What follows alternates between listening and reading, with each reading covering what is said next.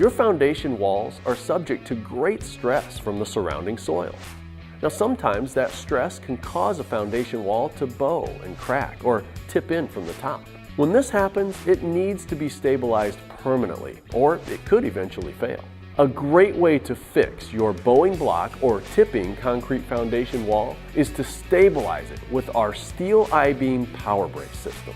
Zinc-plated steel beams are custom fit to the basement wall height and secured tightly against it. This is done with brackets that are anchored to the basement floor and floor joists. Once all components of the Powerbrace system are installed and tightened, your basement wall is permanently stabilized. Over time, the wall can even be straightened in most cases. The Powerbrace system is a great way to permanently stabilize a bowing or tipping foundation wall. Now, one last note, that soil that caused your wall to bow and crack in the first place, well, it's putting pressure on your other foundation walls as well. If your other foundation walls haven't begun to fail yet, now is a great time to think about protecting them with our wall defense brackets or straps. And that's pretty much it. It's a simple, practical, and proven solution that will permanently stabilize your foundation walls. How awesome is that?